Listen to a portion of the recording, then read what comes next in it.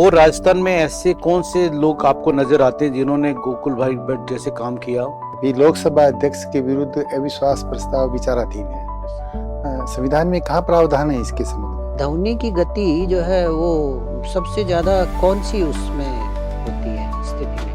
आपको राजस्थान की स्थिति राष्ट्रीय राजनीति में किस तरह की नजर आती है?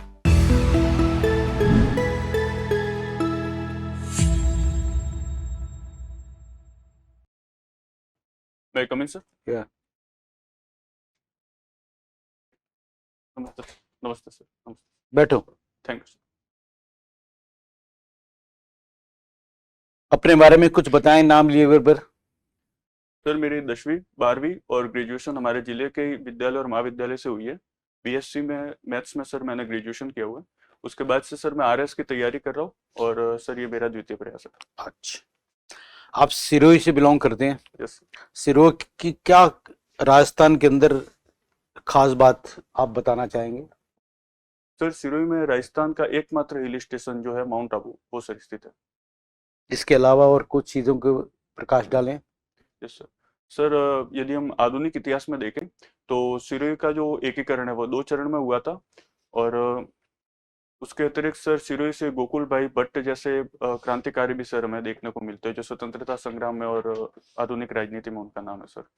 गोकुल भाई भट्ट यस। किस तरह के गांधीवादी सिद्धांतों को लेकर आगे चले थे? सर ये जो महात्मा गांधी जी के मूलभूत सिद्धांत है जैसे अहिंसा, राष्ट्रवाद और अंग्रेजों के विरुद्ध एक सकारात्मक माहौल बताते हुए और हिंसा से दूर रहकर जो राजनीति करना और उनके विरुद्ध जो माहौल बनाना था उन सिद्धांतों को लेकर सर आगे बढ़े थे। अच्छा, और राजस्थान में ऐसे कौन से लोग आपको नजर आते हैं जिन्होंने गोकुल भाई भट्ट जैसे काम किया हो? यस सर जमुनालाल बजाज, हरिभा उपाध्याय और उसके उनके अलावा सर देखें तो विजय सिंह जी पथिक वगैरह सर जो है उन्होंने भी राजस्थान की आधुनिक राजनीति में अपना योगदान दिया।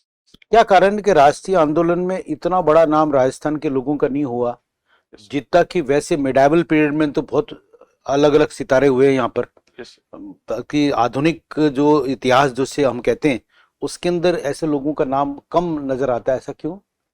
सर इसका एक कारण ये हो सकता है कि यहाँ पे जो राजवंश और सामंतों की पकड़ थी इससे जो लोकल नेता है वो बहुत बड़े स्तर पर नहीं उभर पाए और उसके अलावा सर अंग्रेजों की यहाँ पे सीधा शासन नहीं था तो अंग्रेजों के विरुद्ध सीधा भी कोई बड़ा आंदोलन प्रत्यक्ष रूप से हमें देखने को नहीं मिला। आपको राजस्थान की स्थिति राष्ट्रीय राजनीति में किस तरह की नजर आती है? सर वर्तमान में सर वर्तमान में भी राजस्थान के बहुत राजनेता जो है केंद्रीय राजनीति में अभी सक्रिय है और युवा नेता भी काफी उभर रहे हैं जैसे माननीय कैबिनेट मंत्री गजेंद्र सिंह जी और इस तरीके से जो है तो सर वो केंद्रीय राजनीति में भी मुख्य अपना किरदार निभा रहे हैं। और अगर हम ये देखें पिछले 30 सालों की राजनीति देखें तो आपको कैसे ऐसे कौन से 3 नेता राजस्थान में नजर आते हैं जिन्होंने राष्ट्रीय राजनीति में अपना बहुत योगदान दिया हो? आई एम सॉरी सर मैं अभी रिकॉल नहीं कर पा रहा हूँ। अच्छा, कोई बात नहीं। आप ये बताएं कि अभी रक्षा बजट में वृद्धि करी गई केंद्र के अंदर, तो ऐसा नहीं लगता कि रक्षा बजट में वृद्धि करना कहीं हम अपने पड़ोसियों के साथ के संबंधों के अंदर कहीं अविश्वास की स्थिति के अंदर चल रहे हैं? नहीं सर इसका ये तात्पर्य नहीं होता। हमारे जो मूलभूत सिद्धांत है हमारे भारतीय राजनीति का और विदेश नीति का उसका सर पहला सिद्धांत है कि हमें खुद के हितों का भी ध्यान रखना चाहिए और वर्तमान में जो वैश्विक राजनीति है वह इतनी ज्यादा अनसर्टन है कि स्वयं की सुरक्षा और दूरगामी हितों को पूरा करने के लिए सर ये आवश्यक था। लेकिन अगर इस तरह वर्ल्ड के सारे देश रक्षा बजट में वृद्धि करते रहे तो जो एक वेलफेयर स्टेट का जो कंसेप्ट होता है उसका क्या होगा? सर रक्षा बजट में जो वृद्धि करते हैं उसका सीधा सा तात्पर्य ये नहीं होता कि हम केवल एक दूसरे से विरोधाभास और संघर्ष के लिए तैयार है। हम खुद के हितों की उसमें रक्षा करते हैं और उसके अलावा सर साथ में जो सॉफ्ट पॉलिसी सॉफ्ट जो वैश्विक नीतियां वगैरह होती है उससे आपस में सौहार्द भी सर बना हुआ है। लेकिन मैंने जो आपसे पूछा ना, मैं जो पूछना चाह रहा हूँ कि मान लिया आपकी ये बात, लेकिन क्या वेलफेयर स्टेट जानते क्या होता है? लोक कल्याणकारी राज्य। क्या उस तरह के कंसेप्ट के अंदर आपको वो जितना पैसा वहां खर्च कर रहे हो उतना जन कल्याण में करना चाहिए या वहां पर बढ़ाते रहना चाहिए, पूछना चाह रहा हूं मैं आपसे। नहीं सर, वहां पे अगर अनवरत रूप से बढ़ाए तो वह भी सही नहीं है, लेकिन संतुलन में जैसे जन कल्याणकारी योजनाओं में भी हम पर्याप्त वित्त दे रहे हैं, स्वास्थ्य, शिक्षा, इंफ्रास्ट्रक्चर में, और उसके साथ में सर जो एक रक्षा का अलग एस्पेक्ट है उसमें भी अगर हम संतुलन में चल रहे हैं तो सर ये मुझे लगता है अच्छी बात है सर। थैंक्स। अभी जैसे संविधान में हम SC ST ऐसे श्रेणियां बना रखी हैं, यस सर। ये ट्राइबल या इन ट्राइबल श्रेणी की क्यों जरूरत पड़ी हमें?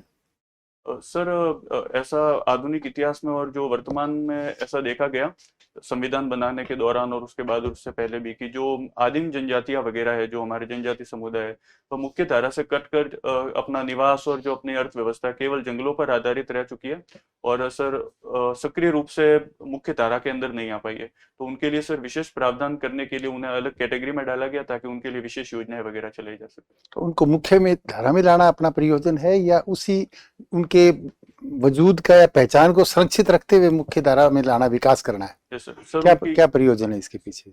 सर उनकी मूल जो उनके सिद्धांत है, उनकी जीवन शैली और उनकी जो पहचान है, उन्हें संरक्षित रखते हुए और उनकी गरिमा को बनाए रखने के साथ सर उन्हें मुख्य धारा में लाना, ये हमारा मुख्य उद्देश्य है। अपने सिरोही जिले में कौन सी जनजातियां हैं? सर मुख्य रूप से गरासिया जनजाति है, और उनके अलावा सर भील और मीणा जनजाति भी हमें देखने को। ये कैसे अलग हैं एक दूसरे से? सर इनका जो बेसिक कल्चर है वह तो लगभग एक जैसा ही है, लेकिन जैसे एक सामान्य दृष्टि से देखें तो जो जातियां अलग अलग है, इसी तरीके से इनकी पहचान अलग पड़ चुकी है। बाकी सर जैसे गरासिया जनजाति देखें तो वह मुख्य रूप से जंगलों और पहाड़ी क्षेत्रों में सर निवास करती है, और भील जनजाति उनसे भी थोड़ी सी पिछड़ी हुई ऐसी बताई जाती है, जो उनसे भी दुर्गम इलाकों में और कम संख्या में। महिलाओं की स्थिति के संबंध में कोई फर्क नहीं इनमें? यस सर, इनके बेसिक कल्चर में फर्क है। जैसे गरासिया जनजाति की महिलाएं और भील जनजाति की महिलाएं वगैरह है, तो ये इनमें सर जो लैंगिक भेदभाव हमें देखने को नहीं मिलता, ये साथ में काम करने भी जाती है, और इनमें बहुपत्नी विवाह भी सर प्रचलन में। अभी लोकसभा अध्यक्ष के विरुद्ध अविश्वास प्रस्ताव विचाराधीन है। Yes sir. संविधान में कहाँ प्रावधान है इसके संबंध में? लोकसभा के अध्यक्ष के खिलाफ या स्पीकर के खिलाफ कब लाया जा सकता है, या इस तरह के प्रावधान कहाँ है संविधान में? माफी चाहूंगा सर, मैं आर्टिकल याद नहीं कर पा रहा। कोई बात नहीं, कंटेंट बता दें, कब लाया जा सकता है, क्या कंडीशंस हैं? आई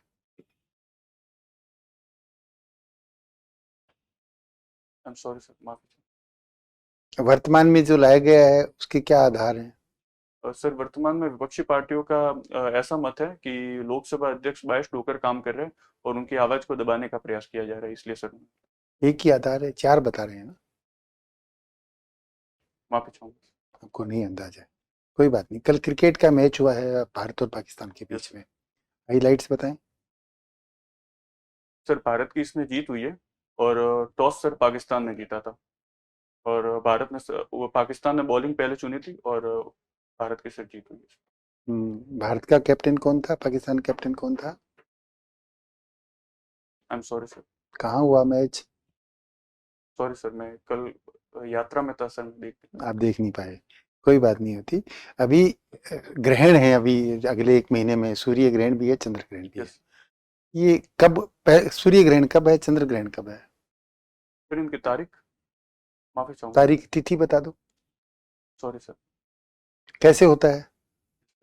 सर जब पृथ्वी और सूर्य के मध्य में चंद्रमा आ जाता है तो सूर्य की सीधी किरणें पृथ्वी तक नहीं पहुंच पाती, तो सर ये सूर्य ग्रहण होता है। और सर चंद्रमा, जब सूर्य की रोशनी चंद्रमा से टकराकर पृथ्वी तक आती है, और जब उनके बीच में अवरोध आ जाता है और वो सीधी रोशनी नहीं आ पाती, तब वो चंद्र ग्रहण होता है। और सर चंद्र ग्रहण पूर्णिमा के दिन होता है। और सूर्य ग्रहण? वो सर जहाँ तक मेरी जानकारी में अमावस्या के दिन। अमावस्या के दिन होता है।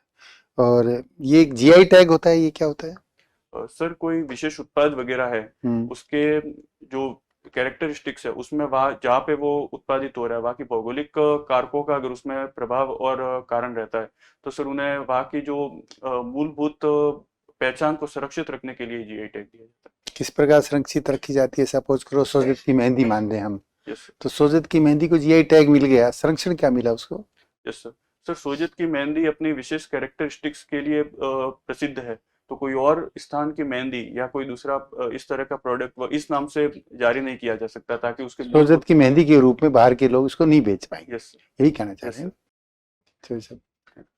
अच्छा ये बताइए, अभी जो है इंडिया एआई इम्पैक्ट समिट हो रहा है, यस क्या उद्देश्य है इसका?